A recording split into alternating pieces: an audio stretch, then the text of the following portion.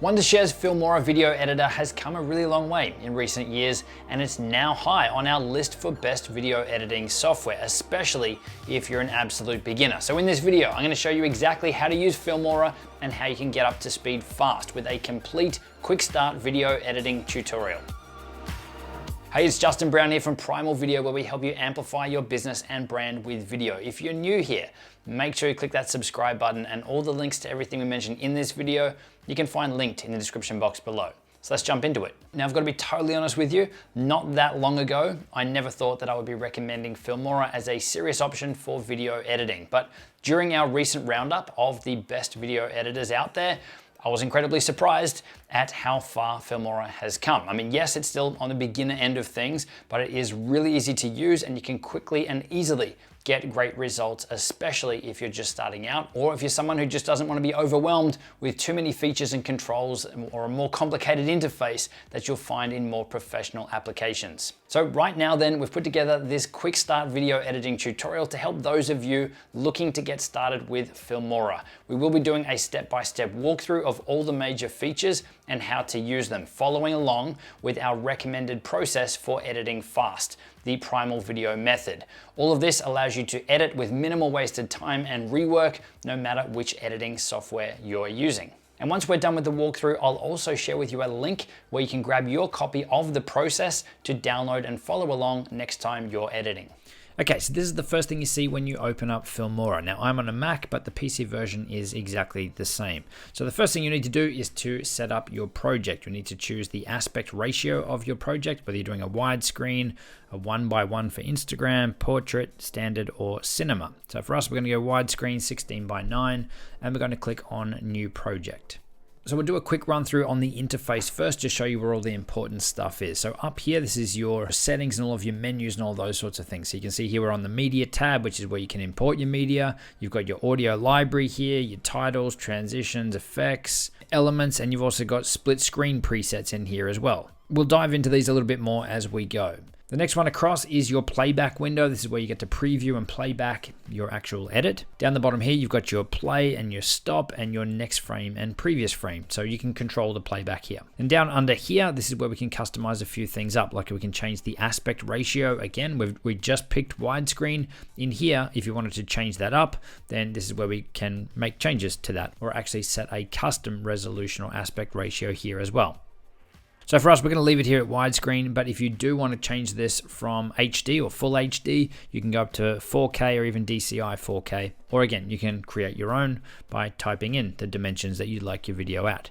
You can also set your frame rate here as well. Now the footage I'm going to be working with in this project is actually 4K footage, so I'll set that to 4K, and the frame rate that it was shot at was 25 frames per second. So you want to set this stuff up first. Now if you don't know what resolution or what frame rate your footage was shot at, you can just ignore this for now, and when you bring in your first clip, it will ask you if you want to automatically set it to match the footage that you've created. So we're just going to go OK here.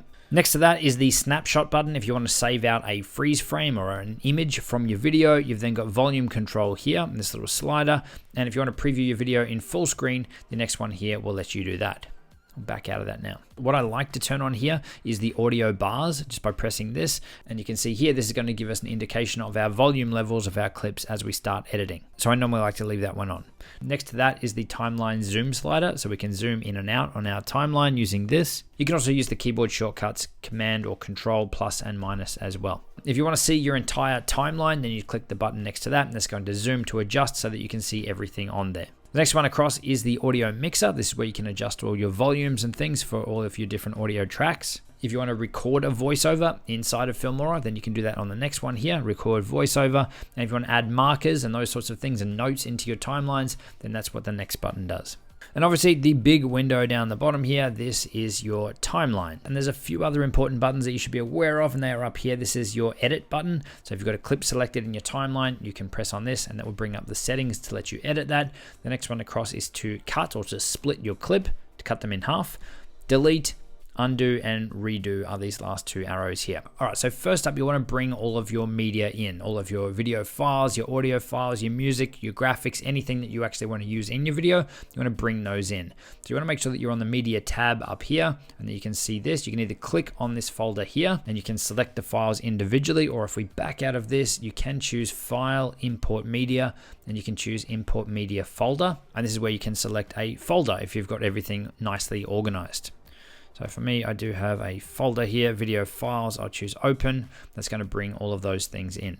Okay, so we've got our files in. You can see that we've got a couple of audio tracks. We've got 2 camera angles of the same video, and we've got some B-roll or overlay footage that we're going to use in our project. So once you've got all of your video assets in, you want to bring your video footage down into your timeline. You just click and drag it down on there. You can see it'll go through and it'll generate thumbnail images as you go, and it'll also generate the audio waveform or the visual representation of your audio there. And what it's also doing in the background is it's creating an optimized version or a proxy version of this video file to speed up performance on my computer. That's where this green line is going across here now, is creating an optimized version of this clip. Okay, so once you've got your video file down in the timeline, the first thing you want to do is to start trimming it down and removing all the pieces that you are definitely not going to use in your end videos. That's all your mistakes, all your bad takes, anything that you 100% don't want to use in the video. So how we do that? This red line here is your playback indicator or your playback head.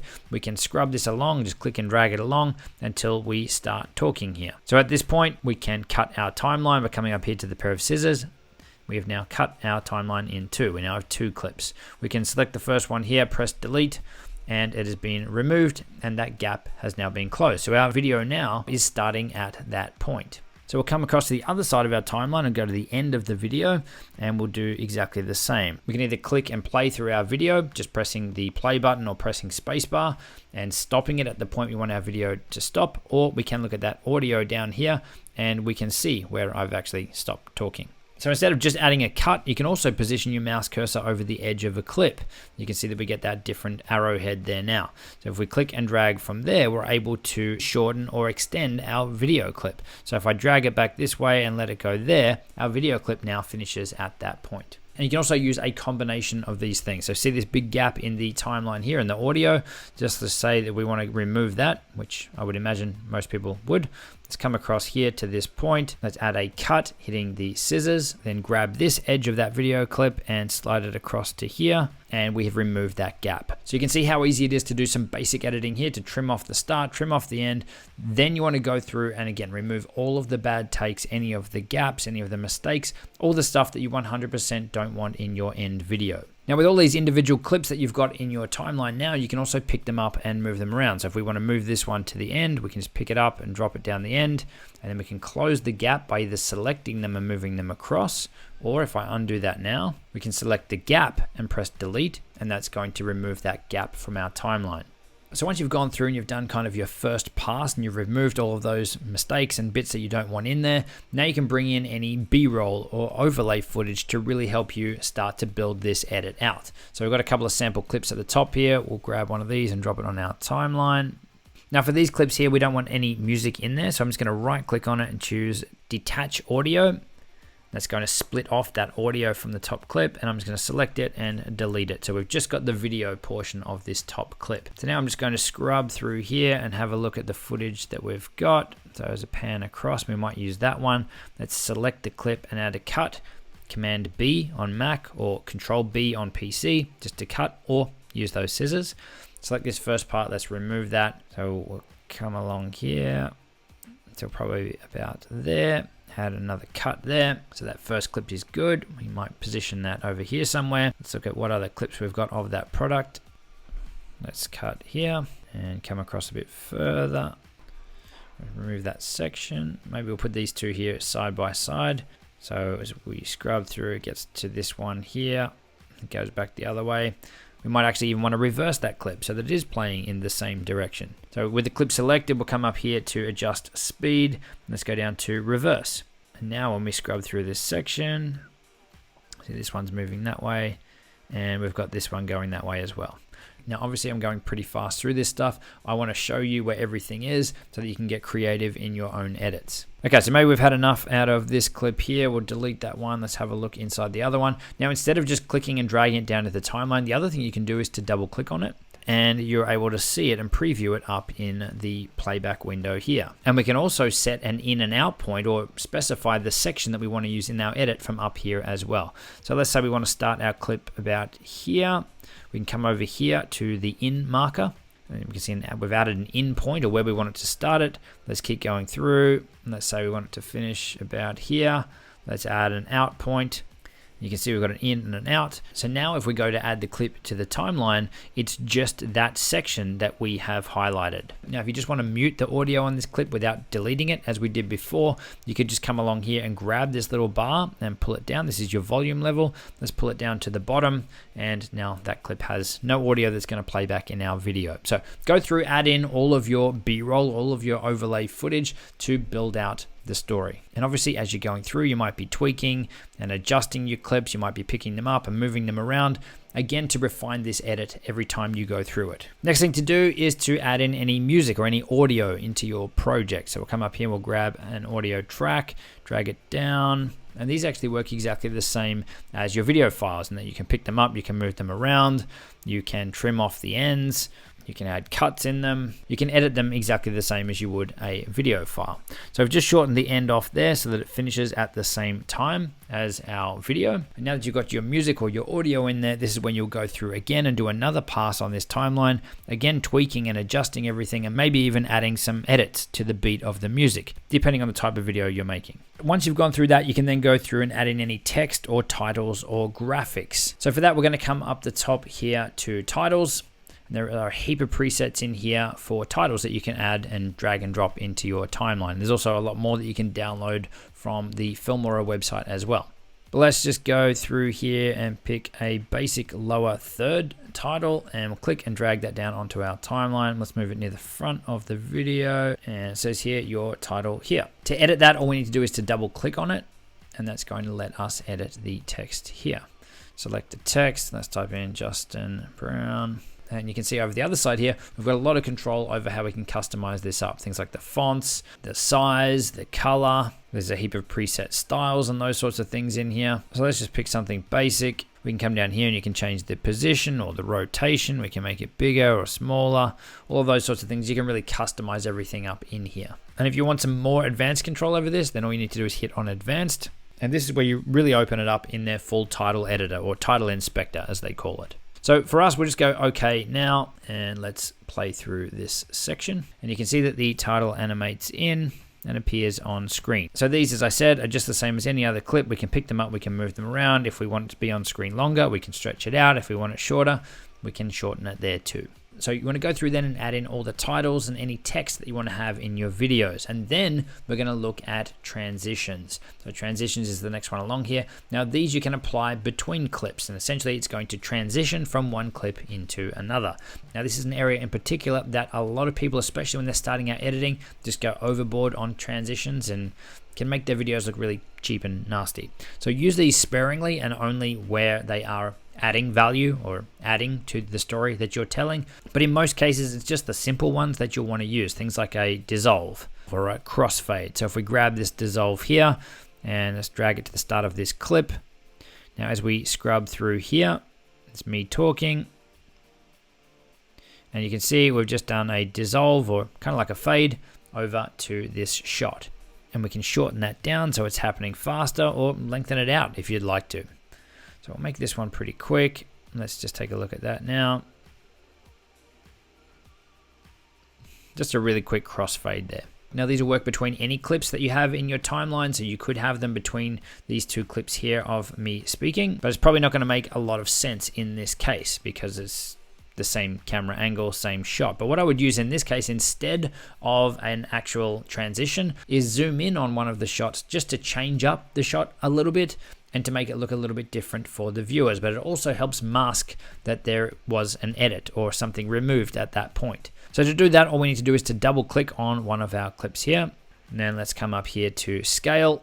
and you can see that we are able to make that bigger, essentially zooming in. Now you don't want to go too high or zoom in too much with this, because depending on your camera and the recording quality and the timeline that you're editing in, you could actually be losing quality. But normally up to around 112, 115%, the quality loss is going to be pretty marginal. Now what I would normally do when I'm doing this is try to keep the eye position in the same sort of level, so it's not as jarring for the viewers with that subtle zoom in. So we can either click over here and drag down.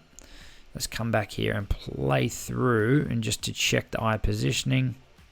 Okay, so that's pretty close. So you can see just between these two shots, this is the first one, then it's going to jump into the next one here. It's just a little subtle difference to break it up. So this is what I would use instead of applying a transition between the two to help mask that hard cut. Okay, so you've gone through, you've added in your titles, your graphics, you've added in any transitions, or you've zoomed in on any shots. Next, we're going to look at your volume levels. So what I would suggest you do here is that you mute your music. So come down, click your music track. You can come over to the side here and mute it. Just hit the little button there, and that's now not going to play. But the audio that you want to adjust first is the spoken piece, the actual content first, and get that volume set right, and then come and adjust your music volume as a secondary to make sure that it's not too loud or too quiet or too distracting. So there's a couple of different ways that you can do this. You could do it on an individual clip by clip basis, and it can be as easy as just grabbing that blue line there, lifting it up to increase the volume, or lowering it down to lower the volume. I'll just undo that now. Or you can actually lower or raise the volume on the entire track. Now, if all of your footage was shot same time, same location, same microphone, same everything, I would suggest that you're doing it on the actual track itself. So you're doing all of these clips at once, really. So you want to come over here to the audio mixer, click on that one, and we have volume levels here for our tracks. So you can hit play down the bottom left-hand corner, and you can see there you've got your audio bars. So the master volume, or the entire video volume, is on the right-hand side here, and the individual tracks are on the left. So we can grab this volume here and lower it down.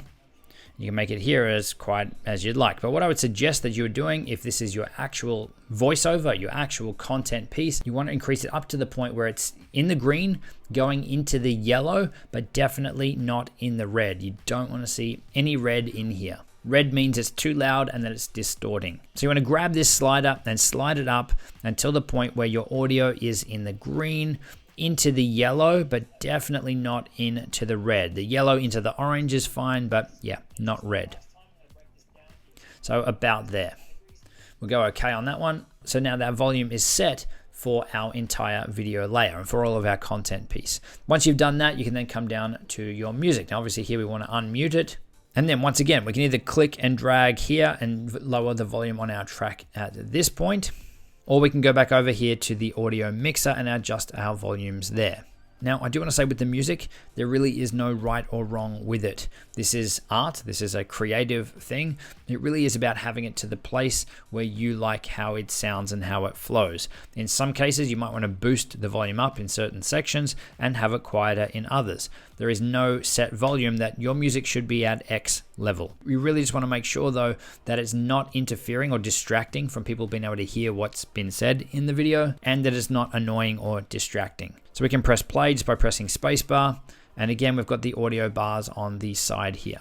So at this point, you're listening, you're grabbing this slider, you're lowering it down or boosting it up to find the place where it sounds right for you. Ideally, you're doing this too with headphones on so that you can really hear what it sounds like. Now, if you double click on your audio track, you've got some other options up the top here as well. We can add a fade in at the start of our audio track so that it starts at 0 and fades in. And likewise at the end, if we want to fade our music out to quieten it off at the end, then we can apply that here. This is just the amount of time. So 0.4 seconds is how long it's going to fade in over. And for the fading out, 0.4 seconds, about the same. So let's just say that for the most part, we're happy with the volume level for our music, but there might be one little section where we want the music louder. There's a couple of ways that you can do this. You can come down and select the area where we want to increase it, and we can add a cut in the timeline with the scissors. Let's say for this section here, let's add another cut there. So for this section here, we want it to be louder. We can just add cuts on either side and raise the volume for that point. Or I'll undo this now. Let's remove those cuts. Or we can add what's called keyframes. So make sure your audio track is selected. Let's go back to where we want to start it increasing. And up here, we have our keyframe button. So we can add a keyframe at that point. So you see our audio is going to be playing along at this volume level. At this point is where it's going to start to change. So we can come across a little bit further.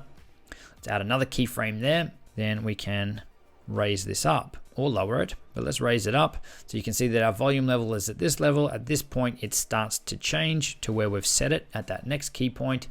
Maybe we want it to go across to about here somewhere. Let's jump across, add another keyframe, and then we can take it back down to where we were.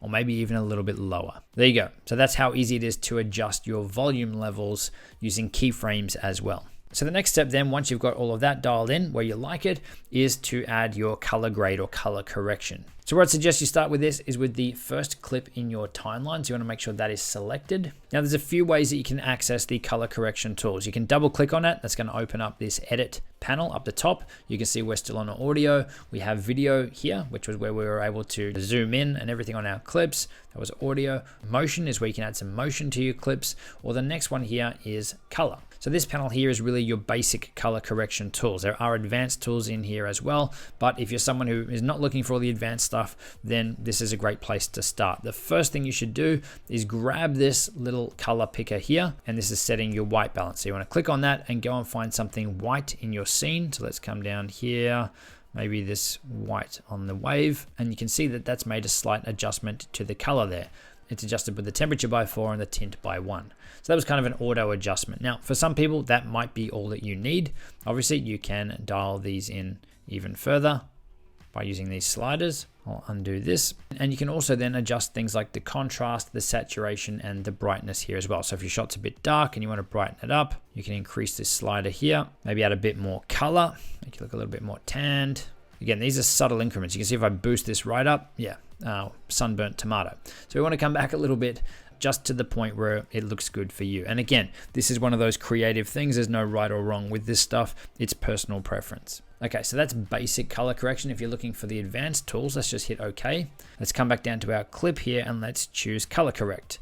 And this is where you get access to your advanced color correction controls. So in here, there's also a heap of presets that you can just apply just by clicking on them. So obviously, if you're finding something that you like the look of here, you can either just run with it by hitting OK. That's applied to that clip. Or you can select the one that you want to customize up and then come over here to adjust. And this is where you can make all the adjustments to really dial that in. Now know that you don't have to start with a preset if you don't want to, and at any time if you want to preview what your video footage was like before and after, you can click up here to show the original. So you can see already just by applying that preset, the clip looks totally different. So let's say we wanted to adjust this and to make some tweaks to it. The first place I would say to start is once again with that white balance. Here it's just a slider that you drag. So if you want to add more blue, we can go to the left, add more yellow or make the shot warmer, go to the right. And likewise with the tint, if you want to add a tint of green or a tint of pink, again, these are really minor adjustments you'd make, but this is where you do it. So start with the white balance. Then I would suggest you come down here to color.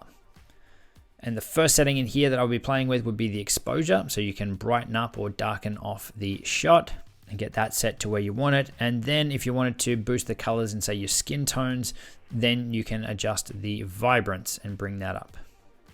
So if we just go a quick before and after now, obviously this was using a preset as well. You can see that it looks totally different. So that's where I'd recommend you start, but obviously there are so many more controls and really quite a few professional grade tools in here as well, which is amazing. So once you're done and you're happy with how that looks, you can actually save it as your own preset. So if we hit save preset, let's call this JB. Go okay, we can now apply that preset to any of our other clips in our timelines, or even in future projects as well. So once you've saved the preset that you like, you can then come across to any of your other clips, open up that color correction panel, go through and find your presets and apply it that way. So let's just go custom. There's one that we saved custom, JB, and go apply, and that is now applied to this clip as well. And the process is exactly the same with your other B-roll clips as well. So we want to add a color grade or a color effect to this one. We can right click and choose color correction, or we come back up here to that color panel and you've got all the same settings and everything in here that you can apply once again. So back out of that now. So once you've gone through, at this point, your video should be pretty much done. Go through and do any final tweaks or adjustments to get it how you'd like it, and then it's time to export or to save your video out. And to do that, you can either come up here and hit this export button, or you can come to the top and choose export, create video. Now there's also options here to export and upload direct to YouTube or to Vimeo, but for this one here, we're just gonna go create video. So you can see in here, you've got a heap of settings. I'd say for most people, you want to be exporting either as an MOV file or an MP4 file. You can see here, it's got our resolution set at 3840 by 2160. That was because the footage that we are editing here is 4K footage, so that's 4K. Then you can come over here to settings to dial all of this in and to customize it up. For the most part, what you'll find is based on the video footage that you've been editing in your timeline, Filmora does a very good job at giving you decent settings to export your videos. So really at this point, I'd say in customizing this up, for most people, you want to look at good, better, or best. And you can see the biggest difference here is the bitrate or the actual quality of those videos that is changing. And as you do that, the higher the bitrate, the larger the file size. So for us, we're going to leave this here at better and just choose OK. I'd also strongly recommend that you enable hardware acceleration for video decoding. If you have that option, it's going to make the exporting or the rendering a lot faster. And then all you need to do is hit export and your file is going to save out. So the only other thing that you need to do then is to play back your video and make sure that everything is how you want it. Obviously, if you've got changes, come back in here, make those changes and resave out your video again. But I would also strongly recommend that you are playing it back on a couple of different devices. So play it back on your phone or on an iPad or a tablet or something, just so you can see what it's going to look like on those devices, to make sure that you're happy with that. Most people these days are consuming their videos on phones and tablets and iPads and things, so it's a good idea to make sure that you're happy with how it looks on there, because it can differ from computer screen to computer screen, or even from phone to phone as well. All right, so that's a complete editing walkthrough using Filmora. Now, earlier in the video, I said that I would also share a link for you where you can download our Primal video method, the most efficient and effective way to edit your videos down with minimal wasted time and rework. There is a link on screen and below in the description for you to download your free copy, print it out and use it while you are editing your videos. I'll see you in the next one.